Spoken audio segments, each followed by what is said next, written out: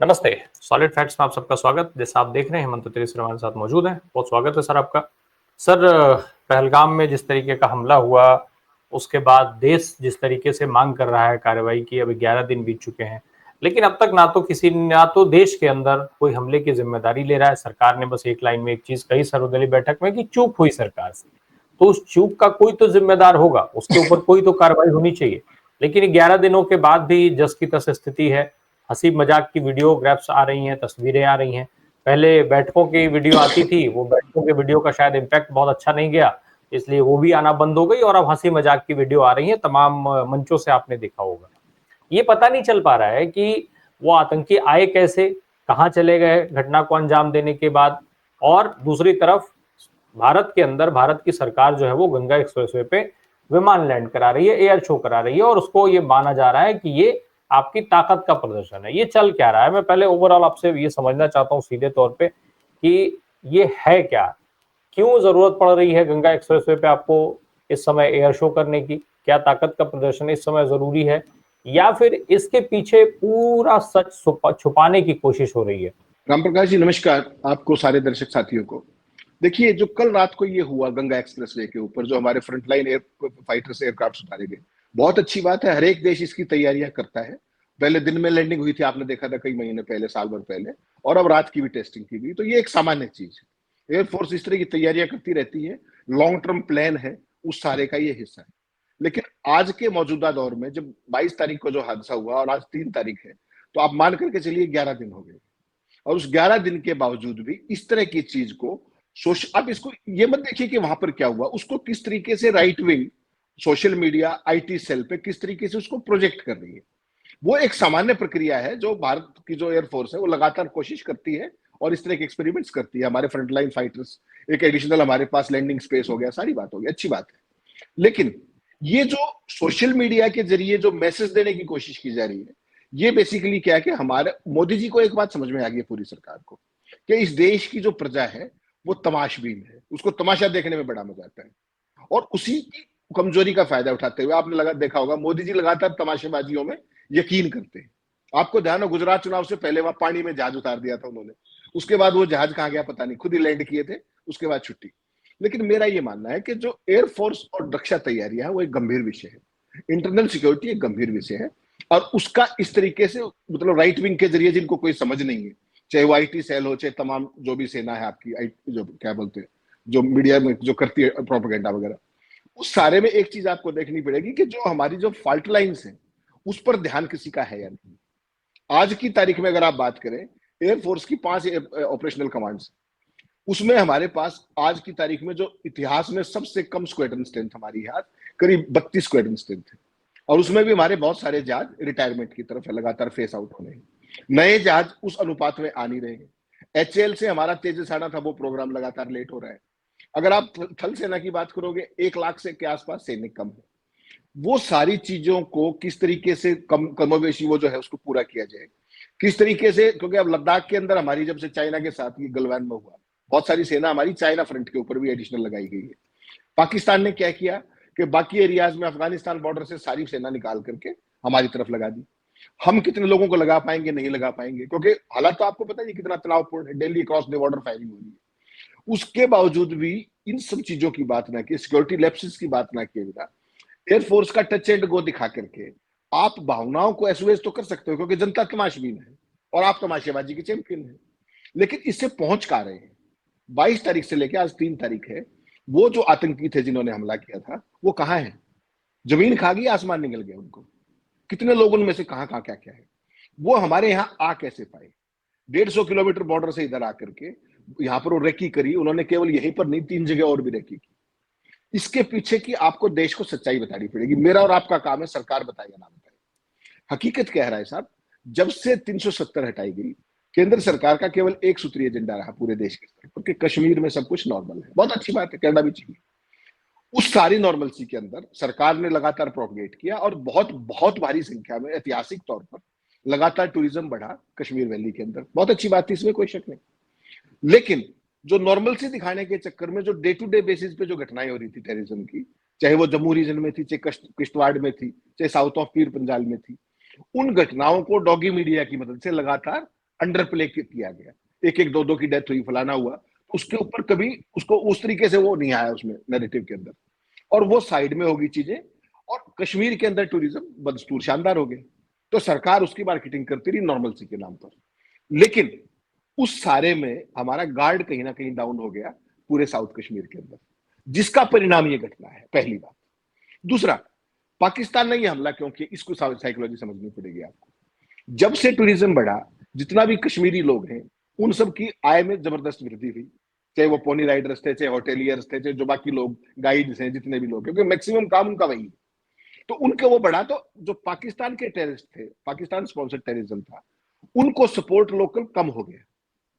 ऐसे में भारत सरकार को होना यह चाहिए था कि यहां भी अपना गार्ड अप रखते। तो उन्होंने क्या किया कि इन टेररिस्टों की जो है उनकी मदद कब मिलेगी, जब कश्मीर के अंदर लोगों को टूरिज्म से डिसवेड किया जाए, कि उनको हतोत्साहित किया जाए कि यहां सुरक्षित नहीं। वो सारा ये प्लान उन्होंने इसलिए किया, और हमारी सिक्योरिटी गार्ड्स लगातार वो मिले, आपको देखा आपने, ना सुरक्षा थी वहां पर, ना किस तरीके का इंटेलिजेंस इनपुट था। उस सारी कमियों को आप केवल एक चूक कह करके ऑल पार्टी मीटिंग में और साइड हो गए, ना तो उसकी जिम्मेदारी फिक्स हुई। कश्मीर के अंदर लेफ्टिनेंट जनरल जो है, Kashmir is union territory as of now, जो चुनी हुई सरकार है उसके पास वहां पर एक होमगार्ड को भी बदलने की वो पावर नहीं है, ये आपको पता है अच्छे से। वो सारी की सारी जिम्मेदारी अपने एलजी की है, भारत सरकार की है, गृह मंत्रालय की, सिक्योरिटी फोर्सेज भी, पुलिस की भी, उन्हीं को रिपोर्ट करते हैं। ऐसी सूरत के अंदर केवल एक चूक कह करके बात नहीं बनेगी। अब क्या है कि उन्होंने, चूंकि टूरिज्म बहुत जबरदस्त इंपैक्ट होगा, और उनको ये उम्मीद है कि जो कश्मीरी लोग हैं वो कहीं ना कहीं फिर हमें सपोर्ट देंगे, भूखे मरते क्या करेंगे। तो उसको सरकार नहीं समझ पाई, उसको पूरे हालात का आकलन करने में नाकाम रही, और अब भी अपनी फाइट लाइन्स को एड्रेस करने की बजाय, अपनी तैयारियों को करने की बजाय एयरफोर्स के टच एंड को दिखा रहे हैं। इससे काम चलने वाला नहीं। आप देश की जनता को मूर्ख नहीं बना सकते लंबे समय तक। और वही बात लगातार रह रहकर विपक्ष कह रहा है कि देखिए आप समय लीजिए, लेकिन पाकिस्तान को सबक सिखाइए। पिछली बार आपने बालाकोट स्ट्राइक किया था, उसके बावजूद क्या पाकिस्तान बाज आ गया? जवाब है ना, नहीं आया। क्यों? क्योंकि उसका विजिबल नुकसान नहीं हुआ पाकिस्तान को। पूरी दुनिया को आपने तो कह दिया बालाकोट, लेकिन पाकिस्तान उससे बाज नहीं आया। तो विजिबल स्ट्राइक का जो था नुकसान का, जब तक वो दिखेगा नहीं तो वो बाज क्यों आएंगे? आपने सर्जिकल स्ट्राइक भी किया, तमाम चीजें की, लेकिन आपको पाकिस्तान को सबक सिखाने के लिए ऑफ द बीट बड़ा काम करना पड़ेगा, उनको बड़ा झटका देना पड़ेगा। वो झटका क्या हो, उस पर सरकार कहीं भी बात करते हुए दिखाई दे, उस नैरेटिव से साइड स्टेप होने की कोशिश कर रही है। 22 तारीख को हादसा हुआ, 24 तारीख को प्रधानमंत्री कहां पहुंच गए? मधुबनी। वहां पर जाकर इस तरीके से बोल रहे थे जैसे वो विपक्ष के नेता हो। विपक्ष में थे तब तो बोलते ही थे पाकिस्तान का ये कर देंगे, वो कर देंगे, और पूरे देश का जज्बे का लेवल बहुत ऊपर चला गया, बहुत ऊपर, कि भाई पाकिस्तान तो, और डॉगी चैनलों ने देखा है आपने क्या किया, आज की रात का मेहमान है पाकिस्तान, 24 घंटे में ये हो जाएगा, वो पूरे देश का टेम्पर बढ़ा दिया, टेम्परेचर बढ़ा दिया कि भाई पाकिस्तान तो क्या कर, आप कुछ पा नहीं रहे। इस सारी सूरत हाल में जो सबसे बड़ा एक आपको एडवांटेज मिला था, वो था माइनॉरिटी कम्युनिटी सारी आपके साथ खड़ी होगी थी कश्मीर से कन्याकुमारी तक। उसको अभी फायदा उठाने की बजाय आपने फिर हिंदू मुस्लिम करना शुरू कर दिया। जिस तरीके से जो करनाल के शहीद लेफ्टिनेंट थे, उनकी धर्मपत्नी को कल ट्रॉल कराया गया, कितनी अच्छी बात कही थी उस महिला ने, विधवा होके ताजी, उसके बावजूद भी उन्होंने देश के लिए बात की। सारी राइट विंग ने उनको इतने बुरे तरीके से ट्रॉल किया। तो बेसिकली सरकार की ना तो नीति क्लियर है कश्मीर को लेकर के, ना टेररिज्म से फाइट आउट करने की है, ना सुरक्षा को लेकर के है, ना खुफियागिरी को लेकर है, केवल एक चीज पर है कि तमाशेबाजी करके ध्यान भटका लो। इसके अंदर आपका जो गिद्ध मीडिया है वो बराबर का भूमिका निभा रहा है। ये बात सरकार के पास विकल्प क्या है सर? वो तो जितना, जिस तरीके से सरकार कर रही है, मीडिया अपनी बता रही है, गा रही है, ठीक है, वो ये कह रहे हैं कि भाई हमने सिंधु नदी का हम पानी बंद कर दे रहे हैं, यूट्यूब चैनल्स पे बैन लगा दे रहे हैं, पाकिस्तान के तमाम नेता मंत्री और खिलाड़ियों के जो है वो एक्स अकाउंट को भारत में बैन कर दिया जा रहा है। अब आज जो है लेटेस्ट में ये हो गया कि पाकिस्तान से हर तरीके का जो आयात है उसको बंद कर दिया गया, वो भारत सरकार ने उस पर रोक लगा दी। क्या विकल्प हैं जिस तरफ भारत सरकार को जाना चाहिए? अगर हम बात करें कि भाई ये ऐसे कदम है जो भारत सरकार की तरफ से उठाए जाने चाहिए, जो अब तक उठा दिए जाने चाहिए थे प्राइमरी लेवल पे, लेकिन अभी तक नहीं उठाए गए हैं। राम प्रकाश जी, मोदी जी ने एक बात कही थी कि युद्ध का जमाना नहीं है, याद होगा आपको यूक्रेन और रशिया के मामले में। तो युद्ध के अलावा भी बहुत सारे विकल्प होते हैं। मैं एक छोटा सा उदाहरण देता हूं आपको। पाकिस्तान लगातार एफटीए की ग्रे लिस्ट में रहा है। जो टेररिज्म को जो सपोर्ट करते हैं देश, उसकी लिस्ट में रहा है लगातार। अगर भारत सारे का सारा डोसियर प्रस्तुत करे कि देखिए ये इस तरीके से टेररिज्म को, विद फैक्ट्स एंड फिगर्स, जो कि उसके पास होने चाहिए रेडीली अवेलेबल, तो एफडीए की ग्रे लिस्ट में आते के साथ पाकिस्तान को 85,000 करोड़ का झटका एक पल में लग जाएगा। और आपको पता है Pakistan completely economically failed state, completely failed state है, कर्जे पे जी रहा है, कभी आईएमएफ से, कभी वर्ल्ड बैंक से, कभी चाइना से, वो कटोरा लेके घूमते रहते हैं, नई नई जगह ढूंढते रहते हैं। जब वो टेररिस्ट स्टेट के तौर पर आप उसके खिलाफ सारे कागजात इंटरनेशनल कम्युनिटी को दे दोगे, तो उसकी आर्थिक बैकबोन टूट जाएगी। एक दूसरा, आपने जितने भी अभी तक एक्शंस लिए हैं पाकिस्तान के खिलाफ, वो सारे नीजर का एक्शन है। मैंने पहले दिन कहा था आपको 23 तारीख को, याद होगा आपको। क्यों है?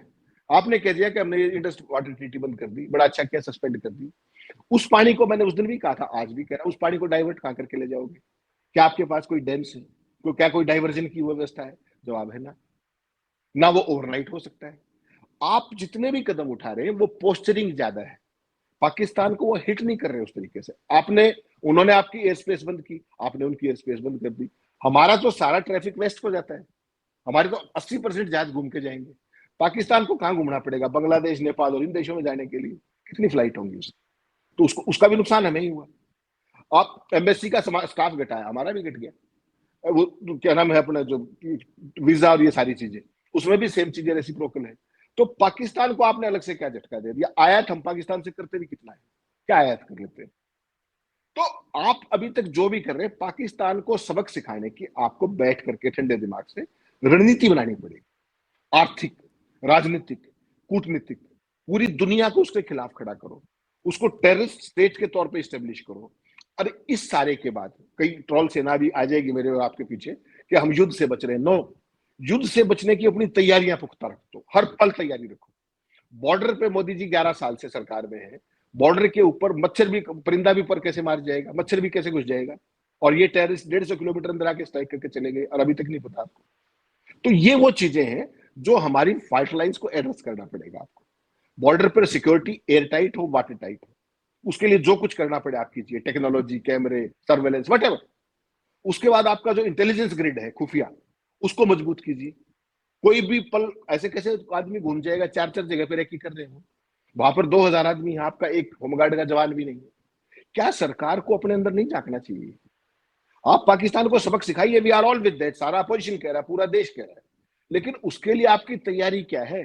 फाइटर एयरक्राफ्ट की टच एंड गो, उससे आप एक इवेंट तो क्रिएट कर सकते हो। तमाशेबाजी क्रिएट कर दी, सारे टीवी चैनल कल से दिखा रहे हैं, उसका उसका हासिल क्या है? हासिल तो कुछ नहीं है, हासिल तो वही एक हाइप है। तो देश की भावनाओं को उस उद्वेलित करके राजनीतिक लाभ उठाने की बजाय इसका सामरिक समाधान कीजिए, इसका कूटनीतिक समाधान कीजिए, इसका आर्थिक समाधान कीजिए, और पाकिस्तान को ऐसा सबक सिखाइए कि वो दोबारा टेररिस्ट भेजने से पहले 10 बार सोचे, 10 बार। और वो करना संभव है अगर आप ठंडे दिमाग से इसको इवेंटबाजी से बच करके, आपके पास सब तरह के एक्सपर्ट्स हैं। मैं आप तो बहुत सही बातें कर रहे हैं, इससे और ज्यादा गंभीर बातें, टेक्निकल चीजें, उन सब को लेकर के आपका काम करना शुरू करेंगे। आपने उनका कर दिया, एयर स्पेस बंद कर दिया, नुकसान किसका हो रहा है? हमारा हो रहा है। हमारा टिकट के किराए बढ़ गए, टाइम बढ़ गया वेस्ट में जाने के लिए। पूरा यूरोप और वेस्ट जाते हो आप तो पाकिस्तान के उस साइड होना पड़ेगा आपको, टाइम भी बढ़ गया, फ्यूल भी बढ़ गया, खर्चा भी बढ़ गया। पाकिस्तान का क्या बिगाड़ दिया? अभी अभी जो बात हो रही थी जिस तरीके से कि भाई सेना और युद्ध की तैयारियों को, तो भाई सेना तो हर समय युद्ध की तैयारी करती ही रहती है, वो तो ऑलवेज तैयार रहती है हमारी सेना। और सेना हमारी कैसी है वो कई मौकों पर साबित कर चुकी है। कुछ ऐसा तो है नहीं कि सेना के ऊपर कोई सवाल हो, या सेना की शौर्यता और वीरता पर भारत के किसी में सवाल हो, या दुनिया के लोग उसकी शौर्यता और वीरता को नहीं जानते हैं। सवाल ये उठता है सर कि फिर आखिर युद्ध की तैयारी में कहाँ कमजोर हो जाती है सरकार? क्या सरकार की नीतियां इसके पीछे जिम्मेदार हैं?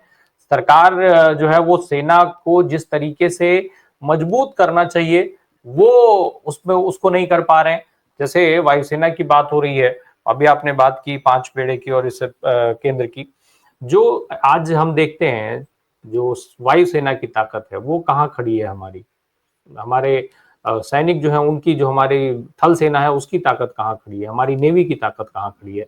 आपने जो कि लंबे समय तक इसको नजदीक से देखा है, तो कहाँ खड़ी है और क्या कमियां हैं जिसको दूर नहीं किया जा पा रहा है, या सरकार उसकी तरफ आगे नहीं बढ़ पा रही है?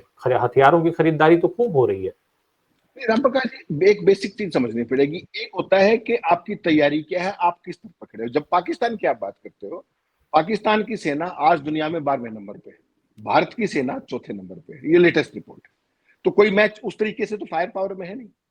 दूसरी चीज सबसे बड़ी क्या हो रही है कि चाइना उनके साथ आ जाएगा। चाइना ने जिस तरीके से कहा कि हम उनके सारे के सारे इंटरेस्ट को रोकेंगे, उनकी सुरक्षा करेंगे, लेकिन चाइना आज जो पूरी दुनिया के अंदर ट्रेड वार का सिनेरियो है, चाइना भारत से पंगा लेगा? आपको लगता है ऐसा? कभी नहीं लेगा। अमेरिका के बाद उसके सबसे बड़े ट्रेड पार्टनर हम हैं। $100 बिलियन का हमारा लॉस है चाइना के साथ, इतना सरप्लस उनके यहाँ से हमारा ट्रेड है। तो ये सारी चीजें तो फालतू की बातें हैं। बेसिकली क्या है कि चाइना उनकी सपोर्ट मॉरल पहले भी करता रहा है, कुछ वेपनरी उनको और भी दे सकता है, इसमें कोई शक नहीं।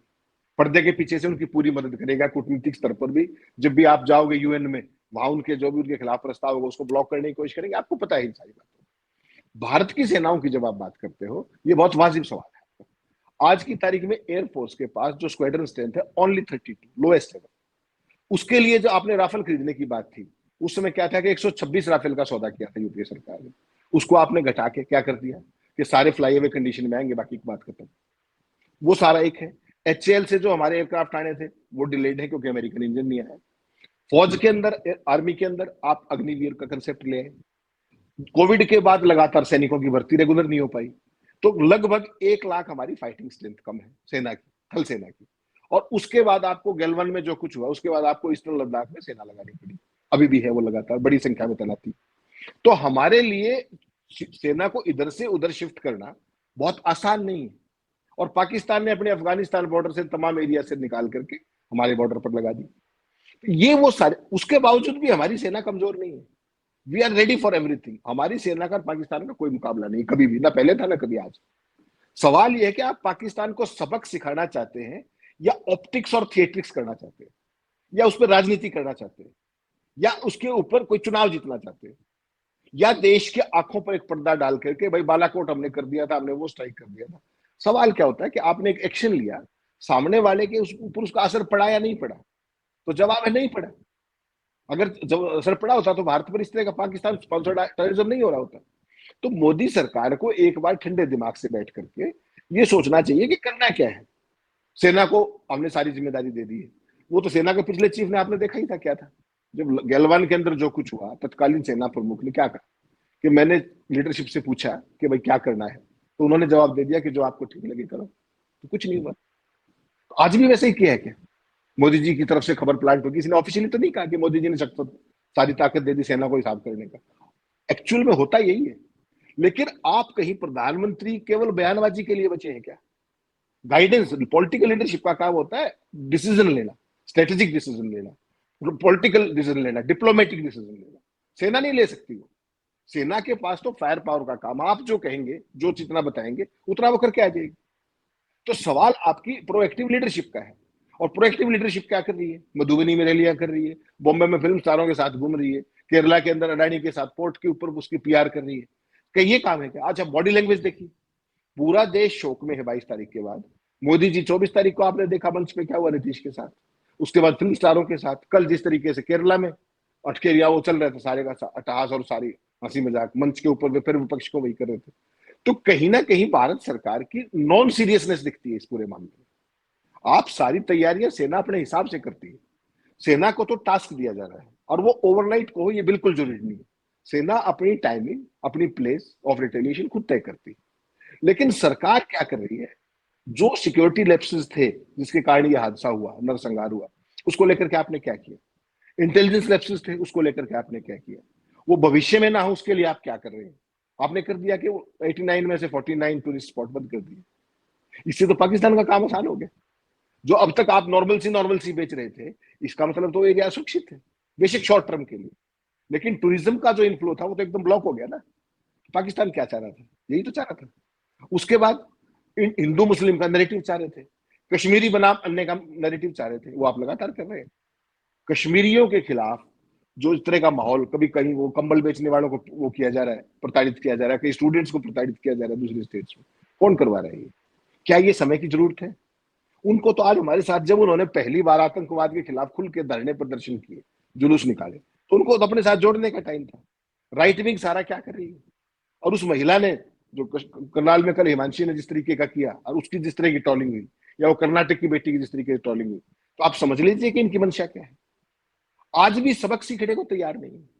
तो राइट विंग पूरे का तो पूरा। फिर ये माना जाए ना, अब ये जिस तरीके के हालात हैं और जो आप अभी जिक्र कर रहे हैं, जो हम लोग लगातार सोशल मीडिया में और कार्यक्रमों के वीडियो देख रहे हैं प्रधानमंत्री की, तो मान लिया जाए, आशावान हो जाए देश ना कि पहलगाम का मामला खत्म हो गया देश में, सरकार के एंगल से कम से कम। नहीं, कम से कम ऑप्टिक्स में तो दिख ही रहा है ना। मोदी जी ने मीटिंग करी, उसकी 24-24 सेकंड की वीडियो निकाल दी, फला कर दिया, ये कर दिया। खबर ऑफिशियल कोई ब्रीफ नहीं आया, एक शब्द का ब्रीफ नहीं है। सभी अखबारों में, चैनलों में आपने एक लाइन देखी, सेना को प्रधानमंत्री जी ने पूरी सौंप दी है, सेना को जिम्मेदारी दे दी। सेना की जिम्मेदारी होती है, पॉलिटिशियन जाके अटैक नहीं करते कभी भी। लेकिन उसके अंदर आपकी क्या भविष्य की रणनीति है, क्या उसकी टाइमलाइंस है, वो गंभीरता दिखनी चाहिए। आप बिजनेस एज यूजुअल दिखाइए, कोई समस्या नहीं, लेकिन फाइनली आप पाकिस्तान को कैसे हिट करने जा रहे हो, आप वो नहीं बताना, लेकिन आपकी सीरियसनेस दिखनी चाहिए। आप बिजनेस एज यूजुअल के चक्कर में आप अपनी ऑप्टिक्स और थिएटिक्स के अंदर दोबारा से रम गए। देश इंतजार कर रहा है, वहां हिंदू मुस्लिम किया जा रहा है, कश्मीरी बनाम अन्य किया जा रहा है, तो इसका फायदा होगा या नुकसान होगा? कश्मीरी कहीं दोबारा से अगर उनके सपोर्टर बन गए, क्योंकि देखिए टूरिज्म अगर इंपैक्ट होता है तो कश्मीर किसको सपोर्ट करेंगे, फिर वो टेररिज्म को स्पेस मिल जाएगी वहीं पर। तो क्या सरकार ये चाहती है? कभी नहीं चाहेगी। तो फिर आप ऐसा क्यों कर रहे हैं? आपका जो इंटेलिजेंस ग्रिड की जो फॉल्ट लाइन्स है उनको कभी को दूर क्यों नहीं करते इमीडिएटली? जो लोग इस घटना के लिए जिम्मेदार हैं उनके क्यों नहीं आप उनके खिलाफ एक्शन लेते? अकाउंटेबिलिटी फिक्स कीजिए। केवल ये कह देने से कि चूक तो हुई है, इससे क्या होगा भाई? अगर हम अपनी गलतियों से नहीं सीखेंगे तो वो घटना दोबारा होगी। ये तो है नहीं कि ये पहली है या ये आखिरी। तो आपकी जो अलर्टनेस है, होना क्या चाहिए था कि मोदी जी जैसे ही आए विदेश यात्रा छोड़कर, कि क्या उनको कश्मीर नहीं जाना चाहिए था इमीडिएटली? सॉलिडारिटी दिखती कि नहीं दिखती?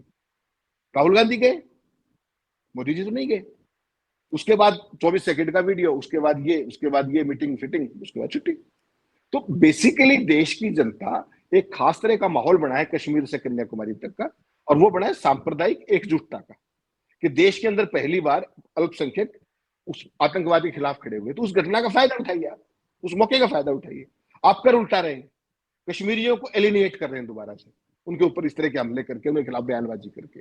तो इस सब चीजों को प्रधानमंत्री को इफेक्टिवली रोकना पड़ेगा, ऐसे लोगों को स्नब करना पड़ेगा, आपकी आईटी सेल को बहुत टाइट करना पड़ेगा कि भाई इस तरह की चीज नहीं होनी चाहिए। लेकिन वो अब भी इसमें कहीं ना कहीं आईटी सेल पॉलिटिक्स ढूंढ रही है। तो ये अनफॉर्चुनेट चीजें हैं। पूरा देश पाकिस्तान से बदला लेने की उम्मीद कर रहा है, लेकिन वो उम्मीद ओवरनाइट नहीं होती। उसके लिए सेना को रणनीति बनानी है, अपने रिसोर्सेज जुटाने हैं, सारे काम करने हैं, जगह चुननी है, कितना करना है, सरकार को डायरेक्शन देनी है। लेकिन आप केवल ये तमाशेबाजी करके इससे आप जनता का ध्यान नहीं बांट सकते। ये गंभीर विषय है, आंतरिक सुरक्षा भी गंभीर विषय है। जनता और विपक्ष लगातार मोदी जी को आईना दिखा रहा है कि ये चेहरा है आपका, ये तस्वीर है आपकी, इसको सुधारिए। लेकिन हर बार मोदी जी अपना मुंह छुपाते हुए दिख रहे हैं और हर बार वो उसी हंसी के आड़ में सारे मामले को छुपाने की कोशिश कर रहे हैं। अभी तक तो यही दिख रहा है कम से कम। नहीं, इसमें बेसिकली मोदी जी को समझना चाहिए था कि ये मसला सेंसिटिव था, इससे देश की भावनाएं जुड़ी हुई थी, थोड़ा सा इससे बेहतर किया जा सकता था। चाहे वो, अब देखिए आप मोदी जी वहां नहीं गए, उसके बाद जैसे राहुल गांधी गए कानपुर, रायबरेली से स्पेशली कानपुर गए। मोदी जी का तो कानपुर 24 तारीख को फिक्स था, उसके बावजूद उन्होंने उसको अवॉइड कर दिया। तो जब उसको अवॉइड कर रहे थे, इसका मतलब वो शहीद के परिवार से नहीं मिलना चाह रहे थे जो मृतक था द्विवेदी। कोई बात नहीं, फिर आप मधुबनी क्या करने गए थे? एक दिन का शौक ही मान लेते। तो पॉलिटिक्स जरूरी है कि सेना जो कुछ कर रही है वो करती रहे, लोग जो करते हैं वो करे, मैं तो राजनीति करूंगा, मैं तो रैलियां करूंगा, बीजेपी और सरकार तो चुनाव ही लड़ेगी। ये मैसेज तो अच्छा नहीं है ना राय साहब। आप नॉर्मल दिखाने की कोशिश कीजिए, लेकिन जो उसके लिए जरूरी स्टेप्स हैं, अकाउंटेबिलिटी फिक्स कीजिए, ट्रांसपेरेंसी लाइए चीजों में। सुरक्षा देश के हर आदमी की चीज है, वो व्यक्तिगत नहीं है किसी की। वो बिल्कुल, सुरक्षा के मसले पर मोदी सरकार को अभी और गंभीर होना होगा। विपक्ष जो आईना दिखा रहा है उससे मुंह छुड़ा करके बहुत समय तक इसको टाला नहीं जा सकता है। कार्रवाई की मांग पूरे देश की है, केवल विपक्ष की नहीं है, इसलिए अब आप भाग नहीं पाएंगे। ये पहलगाम की घटना, पुलवामा की घटना जैसी आसान जितना सरकार बनाने की कोशिश कर रही है, लेकिन ऐसा है नहीं। इस बार जन भावना अलग है और उस जन भावना का दबाव मोदी जी को लगातार विचलित कर रहा है। बहुत बहुत धन्यवाद हेमंत सर हमसे बात करने के लिए। Thank you so much.